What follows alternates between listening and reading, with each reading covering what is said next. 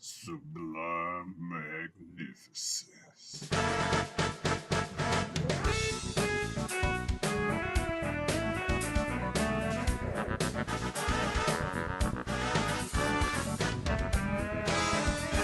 Hey guys, you know who it is, what's going on, when it's happening, where it's at, and why we're here today.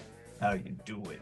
It is I, the sublimely magnificent Big Ugly himself, Omari Ellis Feo Grande on YouTube, back with another episode of This Guy Hasn't Seen. And as usual, I am joined by my co-host and runnermate, one of my best friends in the world, El Director himself, Bill Smith.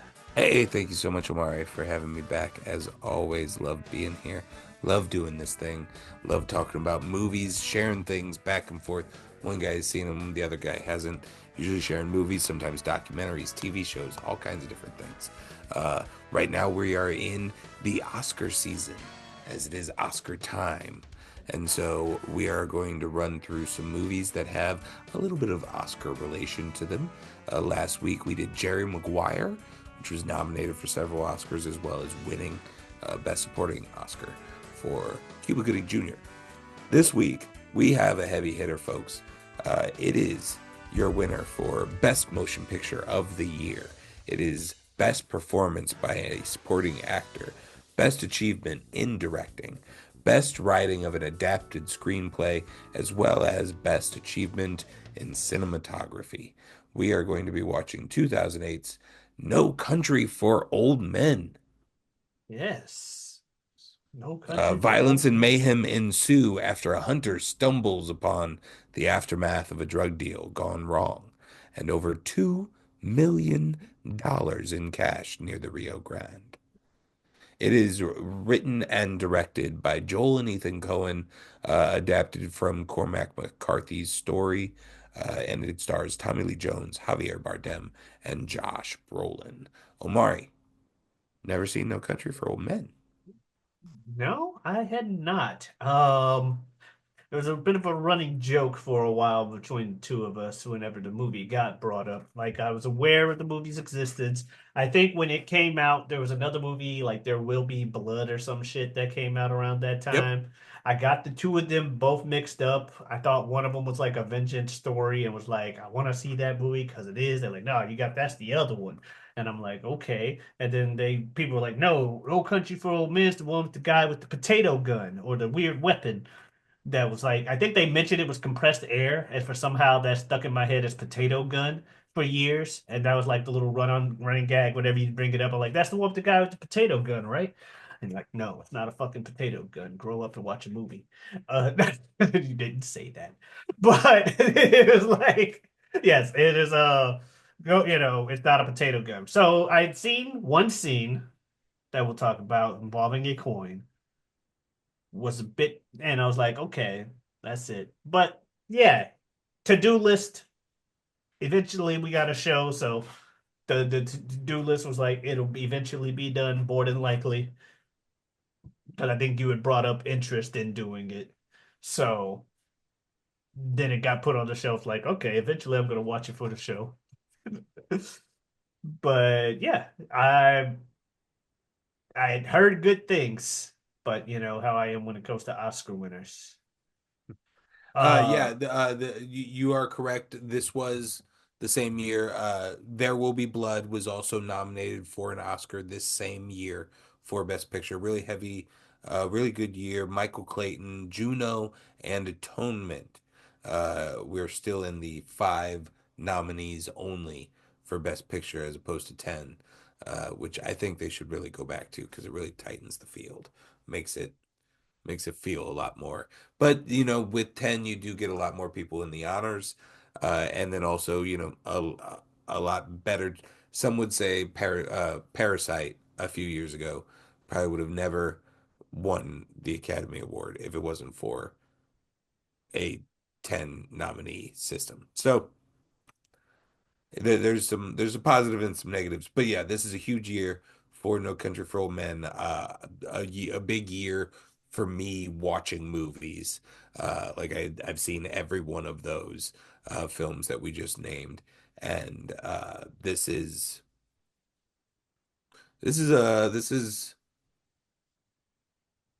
on my list. This is on my list. I don't know how big the list is, and I don't know where it falls in that list. But this one, since maybe the very first time I ever watched it, is on the list.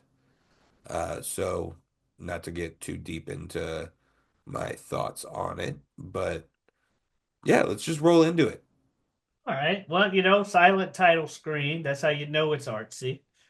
Uh, also, we get our opening narration, and I, Silent I, movie. yeah, I mean, no spoilers. music. No music in this film. No Yeah, score, no record drops. nothing, just pure ambiance. Yep. Which is, that's a great touch in and of itself. Of course, Tommy Lee Jones, man in uniform slash cop. I think we mentioned it on his other movies that we've covered him because friend of the channel, as far as like people that we see on a lot of these movies, I don't think he's been anything other. Um, and I don't have a problem with it. The man is perfect for the role. Yeah. Like Plays a lot of cops. he's instantly believable because you see him in that role. It's like, ah, yeah, that's the and you don't even expect him to be a corrupt sheriff either. You No. just know he's a good guy sheriff, man. Yeah, he's a good guy sheriff who's a little old-timey. He's gonna go, ugh, at some point. You know that's gonna happen. He doesn't like the younger generation. Yeah, he's the good old boy that doesn't like the younger generation, but he's got a good heart to him nonetheless. He's a little rough around the edges. But anyway, he's here and we see the guy getting arrested at the start.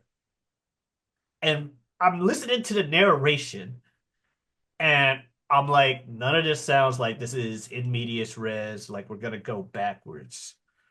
So it's not the dude being arrested at the end of the movie and we talk about how we got here. So I'm pretty sure this guy that is arresting him is about to die. And no sooner do I finish typing the note than I see the dude start getting out of his, like bringing his arm to the tail, like up at there it is. There it is. Sure enough. Ah! And it's like, okay. And then he pretends to be a cop, and we get so that was like my first standout moment, that opening murder, because it's like, Yeah, what the fuck? our introduction to Anton Chigurh, Mhm. played by Javier Bardem, who is the supporting actor of the winner of supporting actor Oscar award. Um, yeah, he is a psychopath that you can feel through the screen. Yeah, and he's just killing people for no reason and shit too. Like he pretended to be a guy to pull a cop over, or he pretended to be a cop to pull a guy over on the side of the road and just bleep, compressed air gun right to the head. No reason. Get out the car, die. And I was pretty sure this guy was a villain. At the same time, this is an Oscar movie. It could just be something where he's like on a revenge tour, and it turns out he's the good guy all along, and the guy we think is the good guy, is bad. And it's, one of those movies that makes you think, who's the real villain in all of this? A few No, scenes Amari, later. A that's few scenes faster. later. That's movies that think that they're trying to be Oscar movies, and then they end up doing that shit when actual Oscar movies are just making these movies. But yeah, no, eventually there is a point to where I like, oh no, I'm pretty sure this guy's just straight up a villain. But I also didn't know if he was going to be one of those things where he's a clearly evil dude, but he's somehow the protagonist anyway. Because sometimes movies do that, where it's like not trying to make you question who's good or bad. It's just like we're following the bad guy. Right. Yeah, it's fun to do bad things, play with cigarettes. But yeah, the roadside murder was crazy. We meet the hunter. I thought he was interesting. Yep. Um, yeah, I'm Like like. old school, quiet leading man type. And that's Rough. why, and because he wasn't really saying much, I'm like, that's why I was thinking ever so slightly, like, is he gonna be the? our villain while the good guy is this. I hope he doesn't turn out to be evil. He seems pretty cool. Granted, apparently that's Josh Brolin, I'm assuming. That was Josh Brolin. That's Josh Brolin, Yeah. Apparently Thanos. it's motherfucking Thanos. So, maybe he was the bad guy all along. Um, Nonetheless, finds the money, blah blah blah, dead dude in the truck, agua and all of that. Um, at first I was wondering if he didn't go back and give that guy the water or to try to take water back to that guy, would the movie still have happened? But then when you realize there's a tracker in the money case, which I picked up on the second the thing they brought it in the thing and it's like beats once. Like, oh, there's a tracker in the money case. um because of the tracker being in the money case, okay, the movie would have happened even if he didn't take back that water. Yeah, So yeah. The water is the inciting incident. I mean, I think the movie is less likely to happen because it is just like a wild goose chase because you have to be so close to the bag for the tracker to go off. true. Depending on how quickly in the real world he picked up his wife and did something. Because I mean, I also thought he was just you wouldn't have to dig deep into the money to eventually find it. yeah. Uh, so I'm not sure how fast that would have happened, but yeah, I'm the same way as I'm watching this. I'm like, because the thing, like, it's it's great to have that conscious moment, but at that point, you just got to chalk that up to, damn, I fucked up and I got to live with that. Like, I should have had this moment of conscious 5 hours ago when I was still out there. Yeah. After I found the money, I could have gone back and given the dude some water. I Ain't no could Lobos. Leave the door like open. that dude is 100% dead. There's no way that guy is alive based on the state that you left him in. No reason to go back there. Yeah. But And I also, but again, not knowing there was a tracker in the money, I was like, why didn't you just give your wife the money when she fled town? Because it looked like he was about to on the bus. Like you see him put the case down in the seat by her. And I'm like, okay, he's giving her the money, telling her to leave. And the guy's gonna come after him because his truck was left behind, but she's gone. He don't know where she went. Da da da, and he's just gonna maybe have a decoy case. Nope, that's the actual case of money. But when the tracker came in, it's like, okay, the wife would have been found anyway. But early on, I do like the little dynamic we have. It's a little different because of the whole artistic direction of no music whatsoever. But it does help you focus on what they want you to focus on when you don't have the distractions. So I get it. Um, But yeah, dude, gas station coin scene, call it. That was the scene that I had seen before. right, yeah, pretty infamous scene. I This had is I had misremembered it. I thought he killed the guy at the end. mm, Just like whether the guy said yes or no, he's just like fuck you, you die anyway because I'm yeah. crazy. Probably the scene that locked him the Oscar. Because everything else is so understated.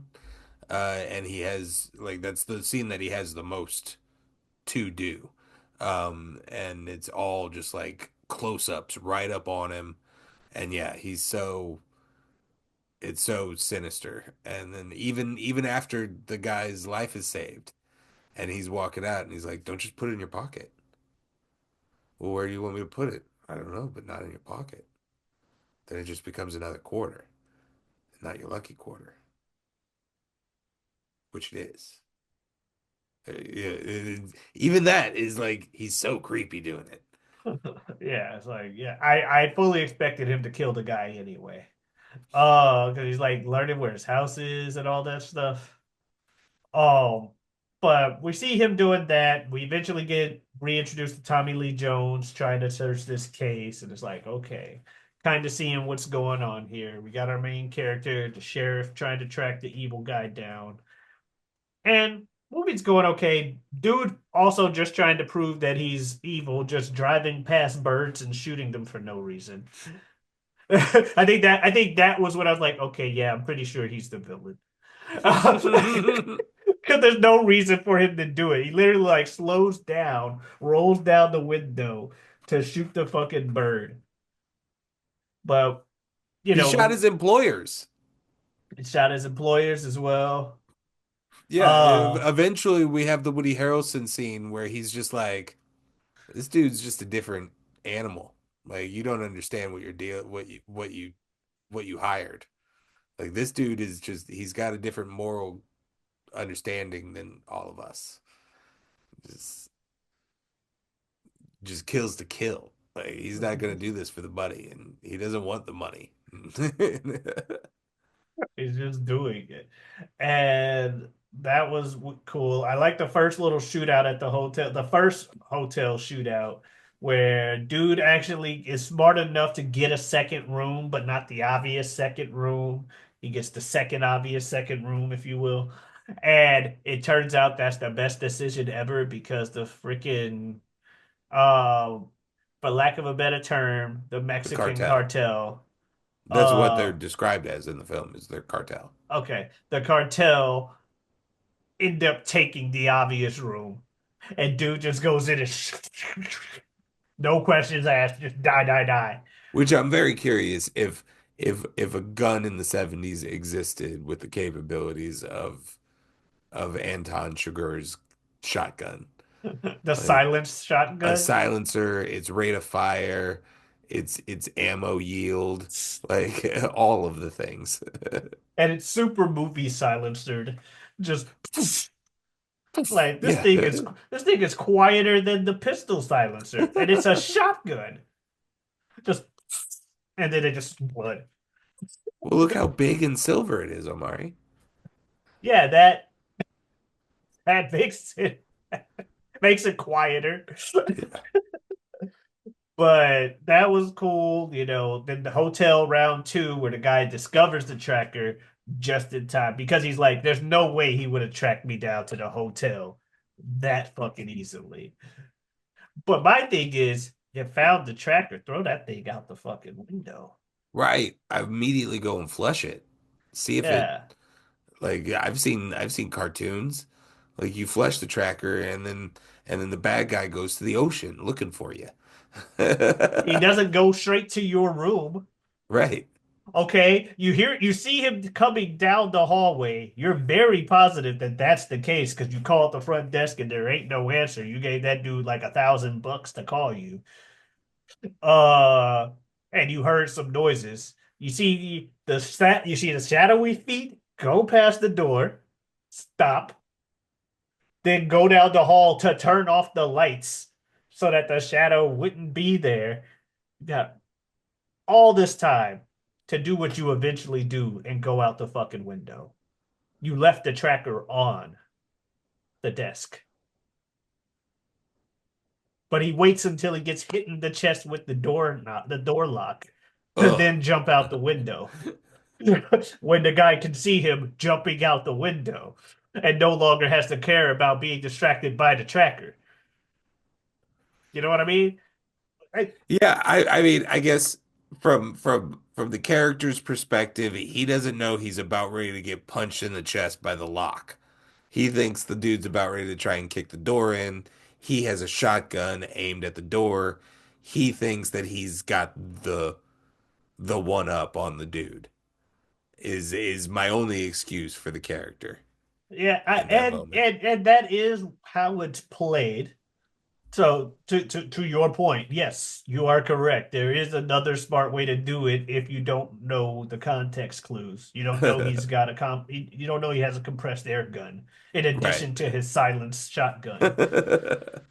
Uh, but I don't know. It's just one of those things. Get rid of the tracker. The tracker you could have just thrown out the window down the block. Throw him off. Like, oh shit. Then he's got to open every fucking door on the floor because he had a rough idea. Now you hear him shooting people down the hallway. GT the fuck FO. again, you confirm your suspicions without getting hit. There's ways around it, but it's hindsight's 50-50. I'm just a dude in a chair. I Yeah, can think no, about these things. I'm not in the moment. it's totally plausible. Totally plausible. Yeah, so it's total. What he did is totally plausible. Yes. Oh no, I'm saying your arguments are completely valid. Yeah. So, but yeah, in the moment, who knows what happens. Nonetheless, that was cool. That led to the whole shoot, chase down the street, which again is amplified by the fact there is no music. So the heavy breathing, the nothing to focus on, but can I hear him coming? Do I hear this kind of deal? Oh shit, what if I was in this situation? Damn, this is pretty quiet. It's too quiet, kind of terrifying, and the dude shooting me from down the block with a silent shotgun. I it's kind of crazy. Um Gets in the car. We got that foreboding line earlier in the movie about you shouldn't hitchhike. It's dangerous. And I'm like, well, also when he promised his wife he was gonna come back home and see her early on, I'm like, I feel like he's going to die by the end of this movie. After all, it's an Oscar winner. It wouldn't be an Oscar winner without having like a sad ending. Because objectively, that's considered better writing, is if you have a sad ending than a happy ending. Um, but who knows? I've been wrong before. So he's chasing down a hall. When they had the little truck crash, he hides behind the car, like, but the blood trail. He sees the blood trail, but he tries up to get the shot. Dude dives out the way. All honesty, I thought he was stupid for going over there. Cause I'm like, well, dude's gonna see you coming now. He knows you're here. He's gonna just shoot your legs out from under the car or something. I didn't realize he had actually winged the guy. No, which led to that cool self-surgerizing. Right. Oh, fuck. But right I mean, before I feel like that's another iconic little mini scene, or at least shot, is him the limp into putting the putting the bomb into the vehicle, and yeah. then it explodes. He just walks straight into the pharmacy, Yeah, grabs what he needs. I've definitely seen the shot of him limp car explode, but in like a montage or clip or something before. I've seen that shot, like you said, iconic. But when I saw him in the car with the cotton balls and the whatever else and the t-shirt and the shirt, I'm like, what the fuck weapon are you making now with cotton balls? You already got the silence shotgun, the compressed air rod thing, and now you got cotton balls. What are Oh, you and gonna he also MacGyver has the together? silent submachine gun, And the which I silence, think is maybe what he's using in that street you're right. situation. You are right. Um, I uh, just but yeah, lump all those together. he's loaded. Yeah, I'm like, well, so what are you gonna make now with the cotton balls? Well, you MacGyver now? And then I'm like, oh, it's arson. Second he starts like dipping it in the thing, I'm like, oh, okay. And then I see the limp and oh, yeah, that makes more sense. But yeah, he does his own surgery, remove all the buckshot out of his leg. Meanwhile, other guys limping across the border. Had the funny scene with the guys like, I'll give you $500 for your shirt, or your coat. And then he's like, I'll take the beer too. And the guy's like, how much? Just give him the beer. Asshole. This man is clearly bleeding and all other kinds of stuff. Like, just give him the beer, man. But yeah, Woody Harrelson's in the movie. I just was like, Woody Harrelson? I was not expecting him here. You know, that was cool. The mariachis waking dude up when he got to Mexico. Funny. I thought it was interesting how Tommy Lee Jones was talking to dude's wife, and he mentions the slaughterhouse thing where he's like, they would use a compressed air gun about 4 or 5 inches in, no exit wound, just kind of does that, blah blah blah, slaughter like cows. But when earlier he's like, you telling me there was an entry room and no exit wound? I'm like, oh, is this where he puts it together? No, he's just talking. Come on, Tommy, put it together. I was waiting for She that literally eureka goes, moment. "Why did you just tell me that story?" He's like, "I don't know." I'm like, ah! I'm like, but it's a good. It's not a swerve for real, but it is kind of a swerve because you expect a eureka moment, and it just doesn't come, which is, I guess, is a lot more realistic. Yeah. Um, but yeah, we keep going. We get the what do we get?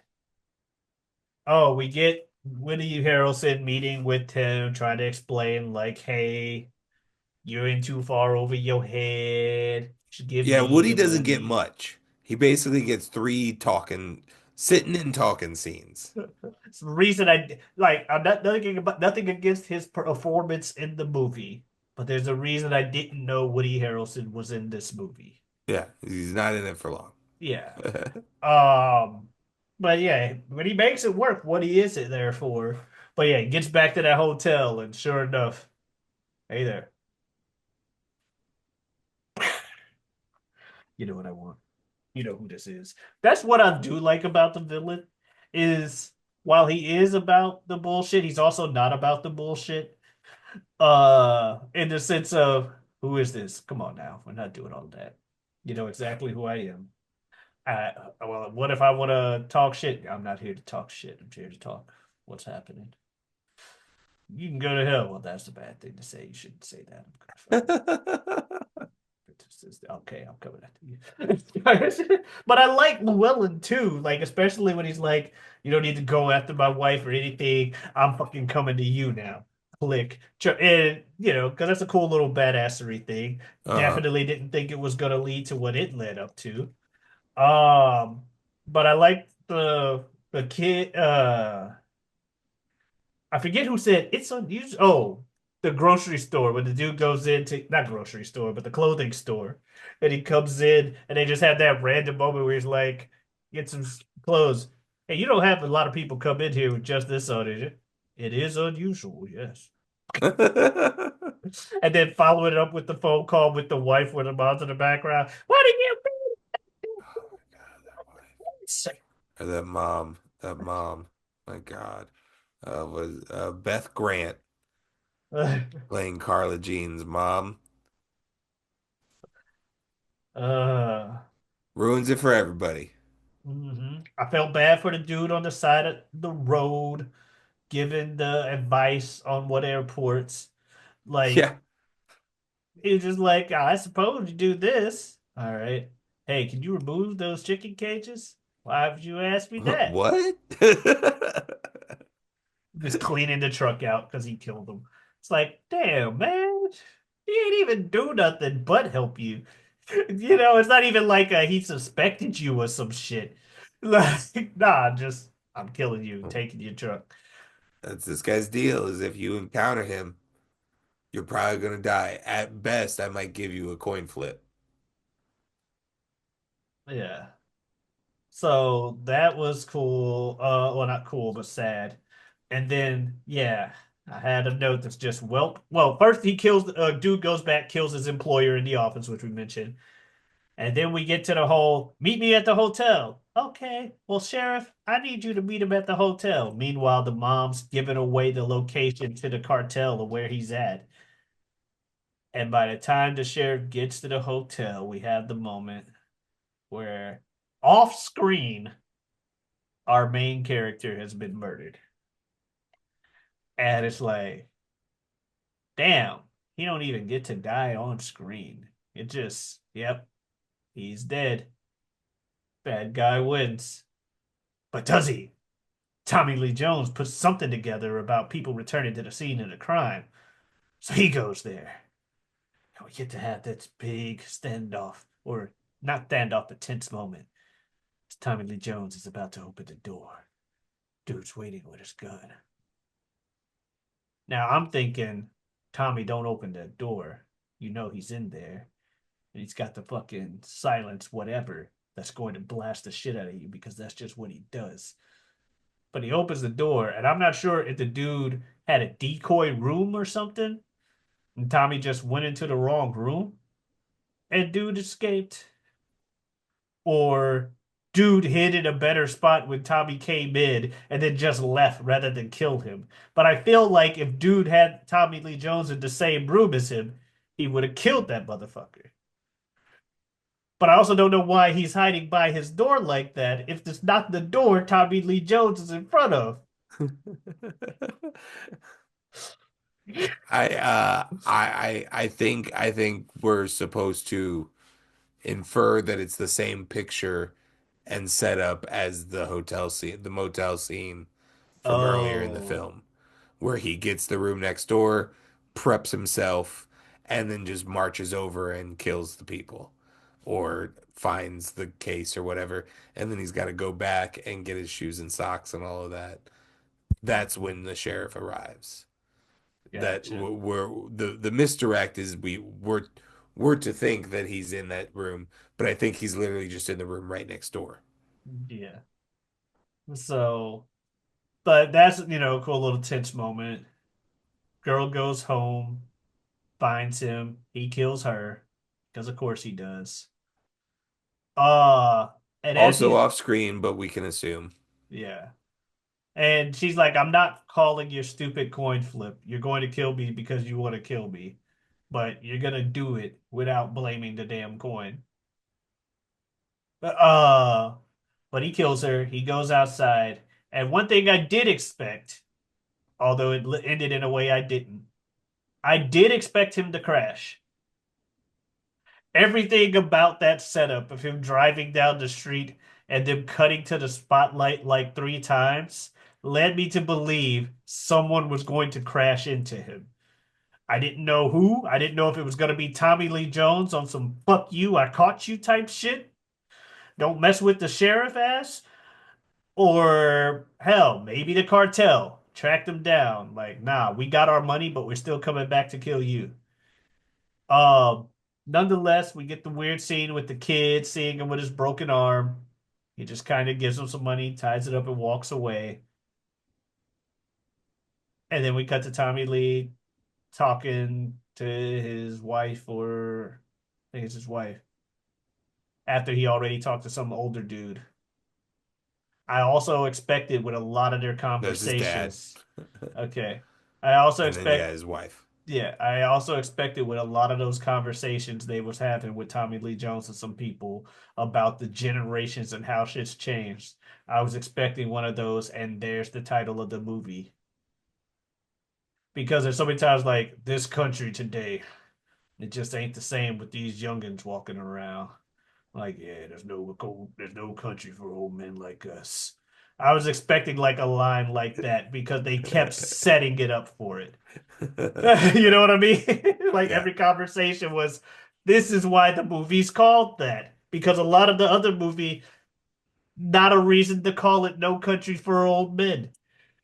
That said, we get the ending. It was a little off-putting because I don't know, bad guy gets away scot-free, good guy dead, cop just kind of existential and credits, Yep. which, fantastic from an artistic standpoint. Perfectly the right amount of confusing. Um, Yeah. Well, Omari, I think but realistic because the bad guy won. yeah, well, I think the I gave a misdirect early on in the conversation.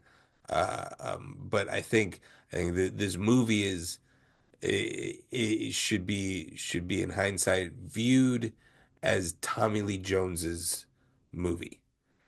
He is the main character of this film, despite not having the most screen time. It probably easily third place in screen time behind Josh Brolin and Javier Bardem. But yeah, he is the No Country for Old Men. Um, the bad guy getting away is kind of his like that's why the movie ends the way it does is the bad guy has to be successful in order for him to decide that he's a step behind them. The conversation earlier in the film where he's 95% of the way on putting the pieces together on the guy getting shot in the head without a gun or bullet and knowing about this cattle business process, but just can't get it over the finish line, which is when he's talking to his dad and he's like I'm just a step behind now. Like there it's passing me by kind of thing. I feel like that's the I guess if you're looking for the arc and the beginning, middle, end resolution, although it's still not fun, it's in that Tommy Lee Jones character No, that makes sense. of And I of mean, he starts the movie with the narration too. So yeah, yeah, encountering this crime near the end of his career, realizing that this shit has gotten too out of hand for him to handle at his age, and then he retires. And it's just kind of the that is the beginning, middle, end of the story of it. Um, but the ending is always my least favorite part of this movie. I still I fully was prepared for some I don't know for some like some I don't know what that ending's a about. little boring maybe thoughts towards this No, film. I'm not boring. saying that that's what you're calling it, but No, no. I was Like there preparing was. myself for maybe that end of things of like, yep, this is a Yeah, very Oscar-y movie that I'm not it is interested in. definitely a very Oscar-y movie. That's still the case, but boring. There was enough action to keep it from being boring. It was faster paced. It was fast paced enough to where there you don't get to have a dull moment. Like despite the no music, that's what I'm saying. It was artistically done. Yes, clearly artistic. They were going to be, artistes with this, but they pulled it off in a not annoying way where it's like, oh, okay. And then we get the Oscar Maniacs, ba ba boo doo. Nah, none of that was that. It's just one of those days where I'm like, I'm not surprised this won an Oscar because they did this. It was clearly a choice that they made and it worked. You know, is it something that would be my go-to? Like, man, you know what I'm in the mood for? No Country for Old Men. I wouldn't have necessarily said that going into today, but the scenes are good enough to like turn on and be like, yeah, I'll watch this again. And again, the performances, uh Javier, yes, Yep, Javier Javier, Bardem. yeah, Javier, fantastic. Josh Brolin, fantastic. I feel like I never know what that guy actually looks like. Because he's He's been in a kind of a lot of movies. chameleon. Yeah, he's Yeah. been in a lot of movies where like, wait, that was Josh Brolin? Damn. All right. Um, but yeah, Josh Brolin, great. Tommy Lee Jones doing his Tommy Lee Jones thing. You know, he's a sheriff all the time because he's one of the fucking best at it. And like you said, it's his movie and he commands every scene that he's in. It's Tommy Yep. Lee Jones. Some respect on the name. TLJ. Um, I thought Carla Jean did great with what she was told to do. I didn't think there was really a bad job done by anybody. There may have been one line where I was like, that's kind of a weird delivery by like one of the side characters. But then I was like, I don't know if I could deliver that. It's not one of those things where like, who am I to judge? It was one of those things like, well, who am I to judge? I don't know if I could have said that line any differently than the way they just said it. You know what I Yeah. mean? So it's like, yeah, I get it. I get why they kept that shot in the movie that eventually won an Oscar. You know what I mean? Or won like Uh-huh. 10 of them, however many it was. Five. Five? Four Four. A movie that won four Oscars. nominated for Um, three others. there you go. Nominated for seven, won four of them. That's pretty fucking good. So yeah, no, it was a good movie. I don't have any regrets of that. Lo and behold, the movie that won the Oscar is actually a good movie. Yeah, yeah. Like as I was saying before, this is one of those films that's on a list for me. I think this is Um, the only thing, like I would love a reconceptualizing of the ending in general, but I still enjoy the ending. Um, I think I do hate third act surprise car accidents. I kind of I do dislike that because it just feels like you didn't know what else to do here, so let's throw in a car accident. But my Um, yeah, and my thing is it didn't do anything. He just kind of limps away anyway. I mean, it destroyed his fucking arm. Like his arm is, if he doesn't go to a real hospital, he's not going to be able to self-surgery that. Like his arm was destroyed. Um, so beyond that, I don't know. But that also could mean he had a ton of internal injuries and stuff with how bad his arm was. Um, but yeah, if you, because I just have a thing with surprise car accidents in your third act, um, if you removed that, this is literally a perfect film for me. And there's not many things approaching that category in my world. We've already covered one, Eternal Sunshine of the Spotless Mind. Um, I would say Terminator 2 is a perfect film. The Princess Bride is a perfect film. Um, X2 is a perfect film. Lot of variances there, but uh, yeah. Huh. You really laughed at X2. Why? It is not something you would expect to be mentioned in the same vein of those others by a cinema enthusiast like yourself. I mean, I do. I think that still to this day, X2 is one of the greatest superhero films ever made. Probably side by side with Spider-Man 2. Okay. Either one of those can compete with